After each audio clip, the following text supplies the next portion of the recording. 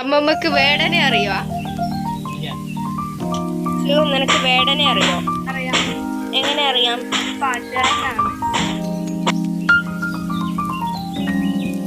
എനിക്കിത് പറഞ്ഞു തരാൻ ആരും ഉണ്ടായിരുന്നില്ല. ഞാൻ ഒറ്റയ്ക്കാണ് വളർന്നു വന്നത്. ഞാൻ തിരുത്താനും എന്നെ തിരുത്തപ്പെടാനുള്ള ഒരു സാഹചര്യത്തിലാണ് ഞാൻ നിങ്ങളുടെ മുന്നിലാണ് വന്നിട്ടുള്ളത്.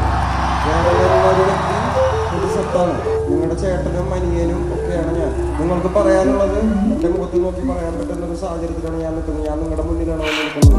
അപ്പൊ എന്നെ കണ്ട് ചില കാര്യങ്ങൾ ഇൻഫ്ലുവൻസ് ആവാതിരിക്കുക.